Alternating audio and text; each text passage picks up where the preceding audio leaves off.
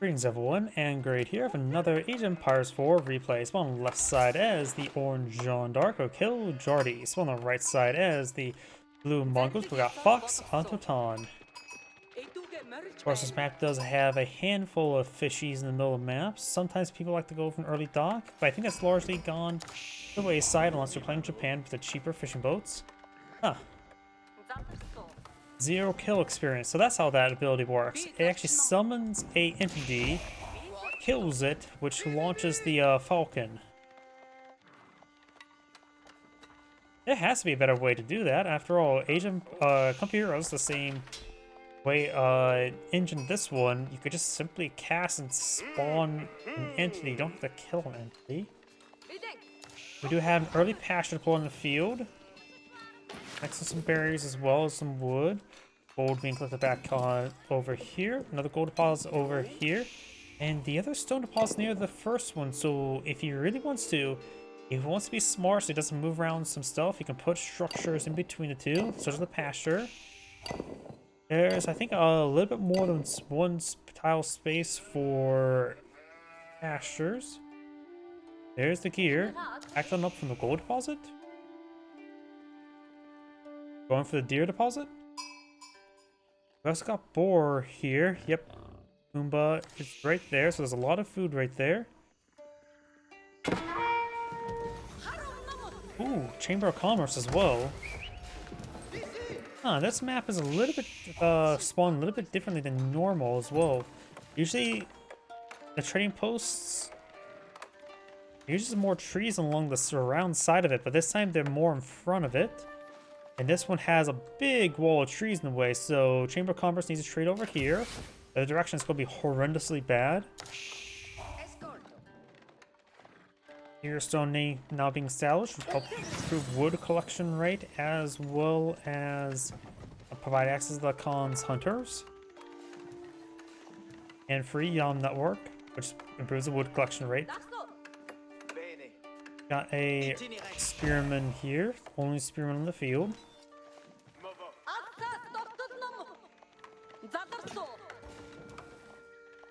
Scouting falcon there. Wonder what type of... Is Jeanne d'Arc going to go with the Huntress or Man-at-Arms variant? You now have the forestry research.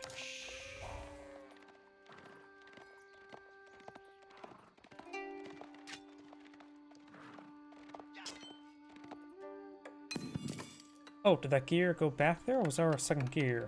Nope, it just went back there. Going to collect them sheep immediately. Got an archer range there, so he's going to eye for passive archer Hans Hunter.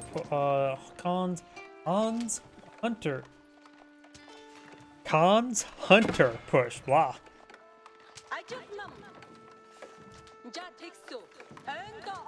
Of course, the Chamber of Commerce.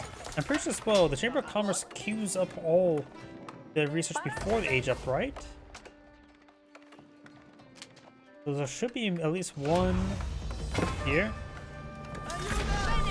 Yep, those are immediately queue up one.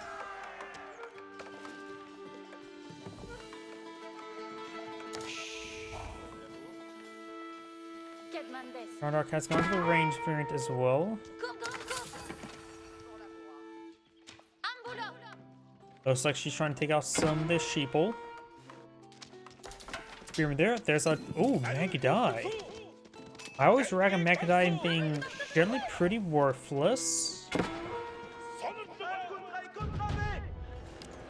And I still mostly stand by that. But Magadai are very good for traders. They're very easy to hunt down traders.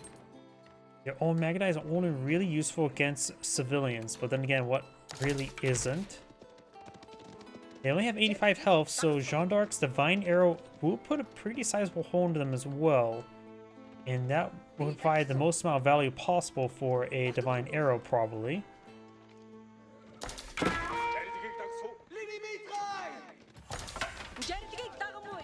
We do now have another ×2 Magadai in the build queue. No Khan's Hunter just yet. Khan's Hunter will improve the range of the Magadai by 1. Using a range of the 4.5, almost even out with the archers.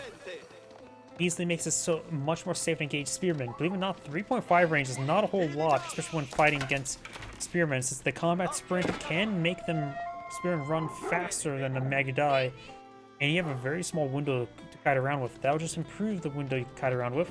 Collins Hunter on the build queue. Maybe a ×2, maybe just Collins ×1.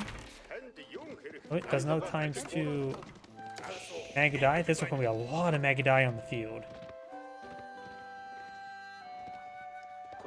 And if he spots a trade, that'll be a hard counter to the trade. Maybe we'll take out Jeanne d'Arc. Jeanne d'Arc has, the Huntress variant has no melee nor range armor, has effectively the same stat as a archer, barring a little bit of extra bonus damage versus light melee infantry, and able to hunt the boar.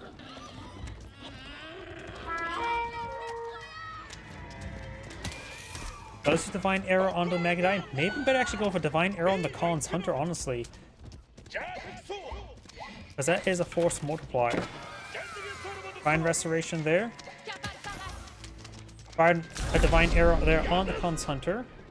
Now, if she would have put both Divine Arrows on the same target, that would have been much better. The other Magadai had received some arrows hits there. Now we've got a massive force of mounted archers pushing their way forward. Best way to counter that out is actually outposts. Arrow slits make them go a long way. Huh. Chamber of Commerce spawns out chickens. Never knew that. Local doggo does go down.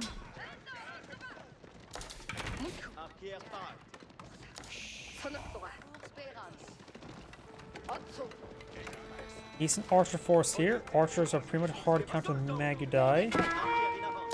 But with the extra range, it makes them relatively cost effective against each other. Gain some good damage there. Has extra arrow. Attack speed arrow is still available. Another Collins Hunter pull on the field. It's always a good idea to go for a second one, especially when this one's pretty wounded. Does go the speed arrow, just wants to get on out of there. Bit of bad pathing there. Right now, if you want to do some math, Magadai are 150 resources in total. Archers, of course, are 80. The archers do 5 damage at 1.62 attack speed, while Magadai have 5 damage as well at 0.88 attack speed. Effectively half, attacks twice as fast. Health is 85 versus 70, so overall 2 archers still more efficient than 2 Magadai, or than 1 Magadai in combat, with the extra health having 2 of them. Of course, Magadai do have a bit of speed to go along with them, and the Collins Hunter here does even out the range, which is the biggest problem of Magadai before the Collins Hunters. Another Collins Hunter almost goes down there. Another ×2 Magadai on the build queue. Jeanne d'Arc has been redeployed. And she has at least 1 charge, maybe 2 charges.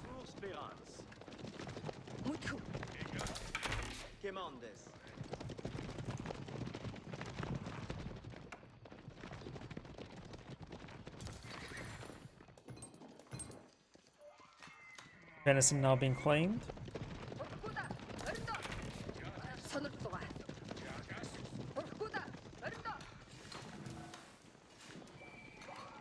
Right now, Orange has a higher destroyed value. Doesn't take too much to get a large amount of destroyed value versus the Magadai.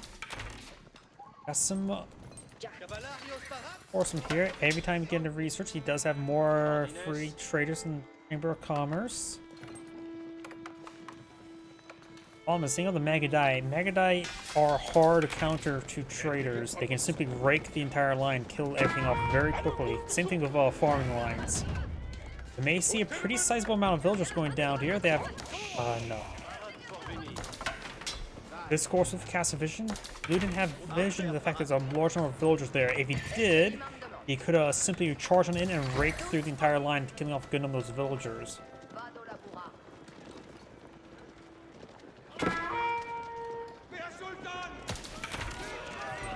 Does take out one of the Collins Hunter. 1 still remains. It is quite wounded as well. It's another mega die. We have quite a bit of experience there for Jeanne d'Arc.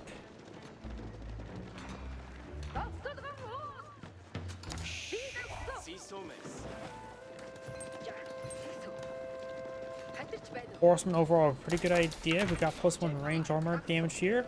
Orange now going +1 range armor. Good idea to go for range armor rather than radius damage against the maggot dies as they all the high attack speed like Zinch News. Divine Restoration was cast there. And there's a speed arrow there. Does spot some of the professional hunters or professional scouts.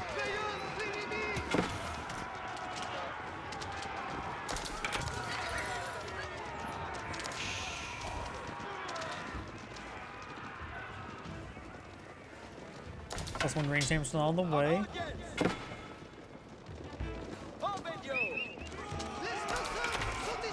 Scout does go down. And although the Scout's greatly even up the destroyed value, do know as well the destroyed value is not perfectly accurate. As I remember correctly as well, Archer section provides 70 value. But most of the Magadite are properly mapped doing 150.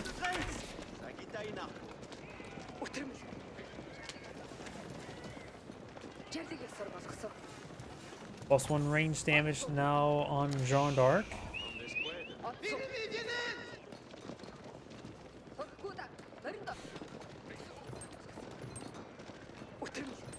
Why is there a blue trader there? What? Diagonal trade? Blue is greedy. Holy crap.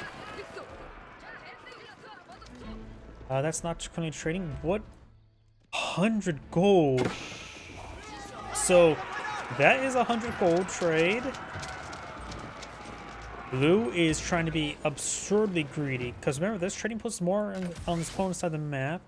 Means the traders on his or mostly traveling on his opponent's side of the map doesn't go too far in to intercept, like just right there.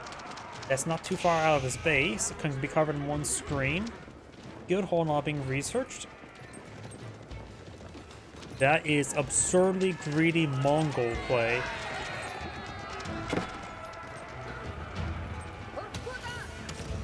Oh, that divine arrow looks like targeted a corpse. Now got more Khans hunters on the build queue. He lost his Khans hunters.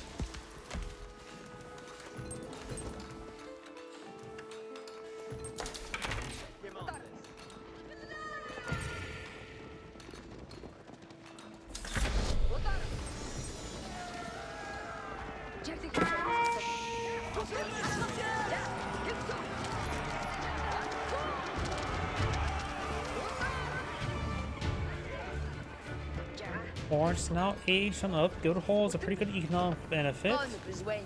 Well, would have been better for Royal Institute. Trying to think of if anything important in the Royal Institute could be researched early on. Royal Bloodlines could give them some pretty healthy horsemen. Horsemen are pretty good hard counter to the Magadai.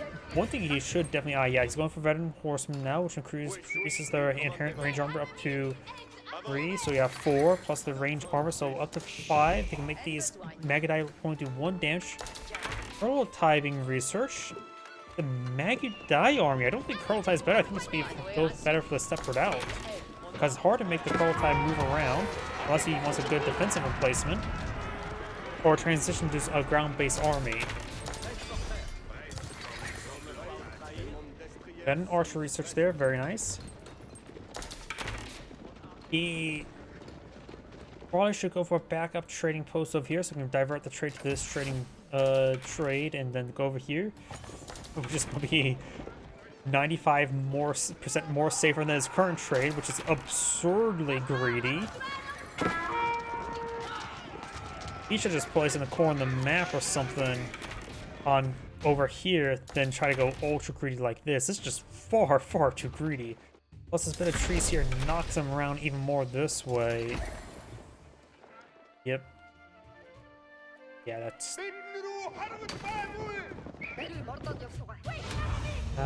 there's another market there, a secondary market. It's probably a good idea to trade right here. It'd be a lot less value there. Scout down. And trade perhaps over... Oh, he could trade over here. The trees will hopefully funnel him this way, so it'll be somewhat safe as well.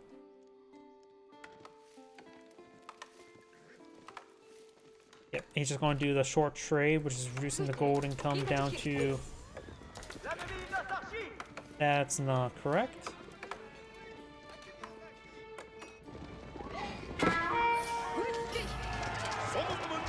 Horseman taking some damage there. The Divine Arrow takes out Khan's Hunter, down to 1 Khan's Hunter. With his army this size, maybe 3 Khan's Hunters. 2 backups would be quite nice. Deer Stone being re-established. Deer Stone does provide Jeanne network, so he may want to get that one actually forward. Makes this Megadai move faster. Kurultai here. Bad choke point. Megadai do not do well in urbanized environments since they're low range. Even though they are ranged units, we do got the Ovo is depleted. Another Ovo here. I could reposition the some of the patches not being targeted to town center as well.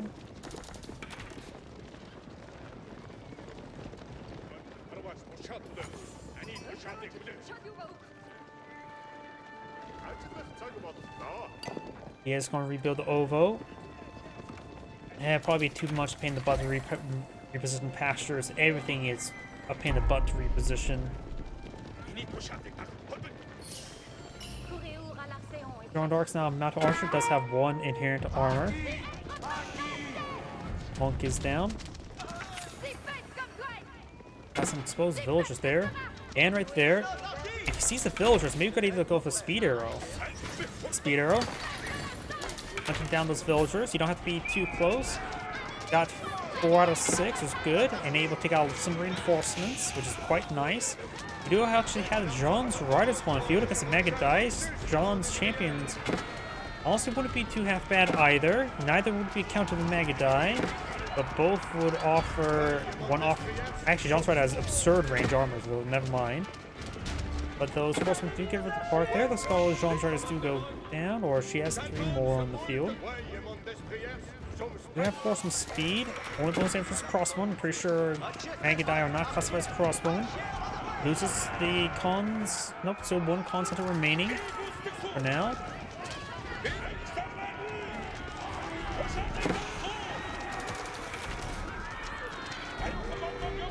A number of con centers do go down there. But yeah, the very high range armor of the Jeanne's Riders make them inherently pretty good against those Megadai. Now they have 9 range armor. Megadai only gets the 8 damage this age, so they will only do 1 damage per attack against Jeanne's Hunters. But there's going to be simply a lot of arrows to hit them. Drawing out Kashix is probably a good transition.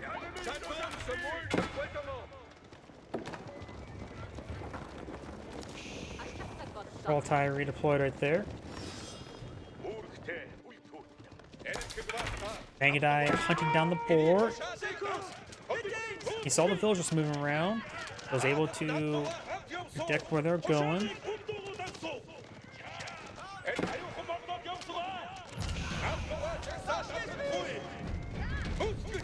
Takes out a good number of villagers.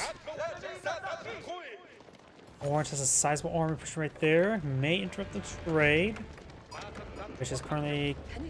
That is simply not correct. Okay, they're providing 38. Something may be bugged out by that trade. I'll have to sit down and take a look. That defense area there improves all of his units' armor by 2-2. But it looks like he does not have Whistling Arrow research. Whistling Arrow would go a very, very long way. Kashik's now able to close on in. Orange is completely surrounded. Orange's army will be cleaned on up.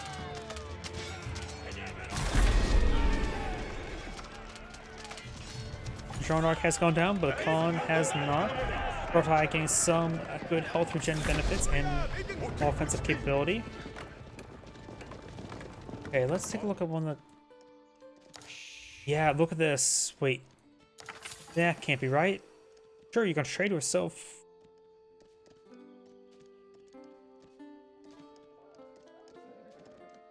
see, 61.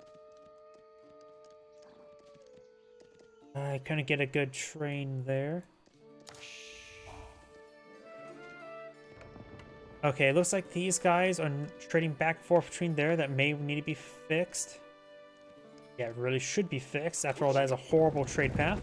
Notice about these villagers. There's enough forces here to quickly destroy the outpost. I'm in the Keshik, but there's enough arrow fire there to actually somewhat burn through the outpost. Red Palace now being established. That will be a hard counter to anything that gets close to it. Here's a tip: don't get close to it.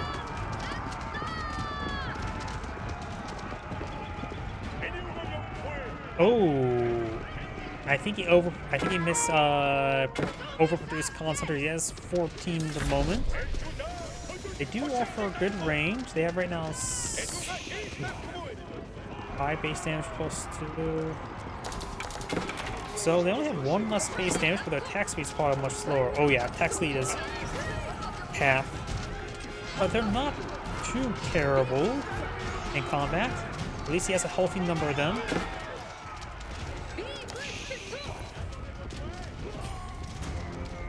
Fallen Sensors do also have scout vision and hunting falcon capability, and able to see through stealth.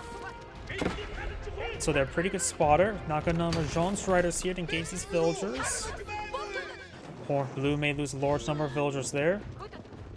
These forces may just want to be aggressive right now because I don't think they can fall back over here in time. Got some good number of Jeanne's riders there. Keshik's trying to stop them. Jeanne's riders are now 13 damage. Keshik's right now have 19. Horseman attack speed. Keshik's of course have a fast attack speed. Jeanne herself has a divine arrow doing 100 damage per strike, which is very high. As the Keshiks do manage to fall back, while the Magadai and Concentrators do move around, taking out more of Orange's villagers. Jeanne Arc does go down. Villagers actually were ordered to repair, not to shelter, so extra 3 will go down. Both sides losing massive villagers, but Orange has a good number of villagers cowering away at the moment. Also, Orange has no military units on the field. So they may be chatting at the moment.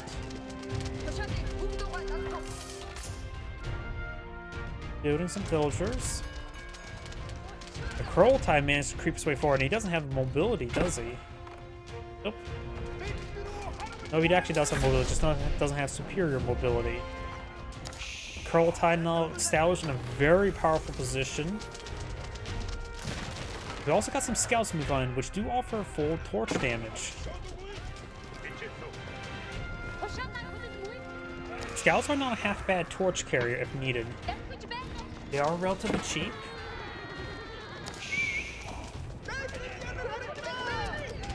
Got some traders still in the field. Orange does have extra town centers down here, as well as Red Palace, so doesn't have to worry about being annihilated. Guildhall has been recently withdrawn. Our torch down the capital. We've got a large number of scouts coming in. Maybe just going for some horsemen. Even early horsemen will probably be better than scouts in order for torch carriers. Probably still has early horsemen, not even regular horsemen.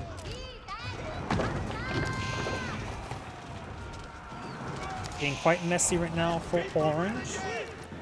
But 2 town centers here will help him quickly recover. Maybe just try to evacuate and run with these villagers.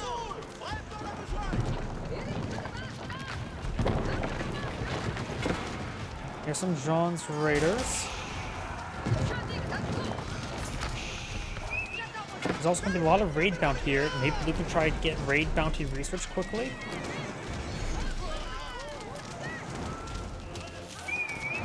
Divine arrow there. He does a large number. Is he BMing? Like I said, scouts do offer full torch damage. Right now they're at 20 torch damage. And torching everything would be not bad. And if you get some raid bounty or improved raid bounty, every time the scouts torch something down, if they will pay for themselves.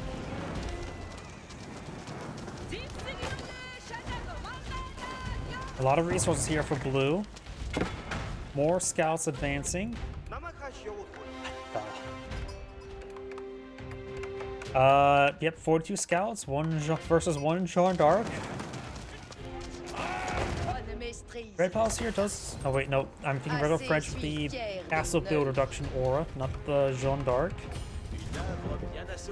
But Jeanne d'Arc will lose a good number of consecrated buildings here. Best withdraw from the guild hall before it goes down.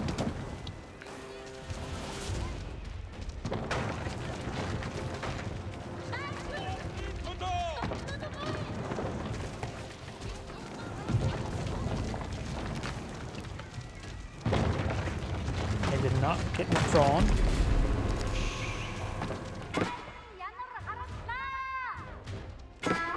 Jeanne d'Arc engaged by a scout. Scouts do not get bonus damage versus Jeanne d'Arc, like scouts get bonus damage versus the Khan. Do scouts do bonus damage versus Khan's hunters? I have no idea. It wouldn't surprise me if they actually did, since they do pretty much act as a scout in most functions, at least in all scouting functions.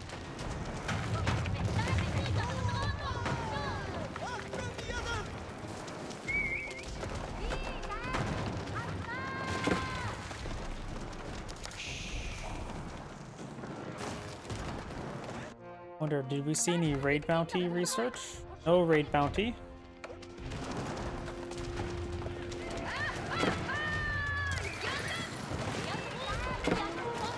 Let's also put Jeanne d'Arc probably a pop cap. Got shamans here. The shamans have picked up 2 relics. Orange picked up 2 relics, just leaving 1 relic in the somewhat safe spot of the map for the Mongols.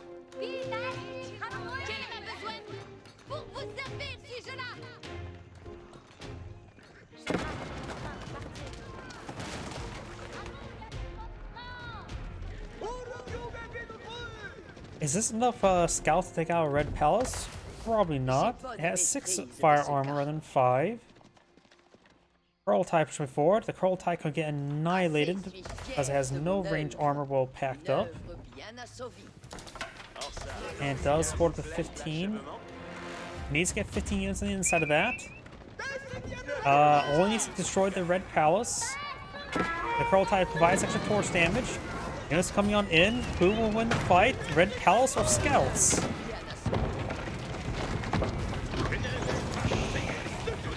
And Scouts. This is Great saying thank you for watching, and on the next play.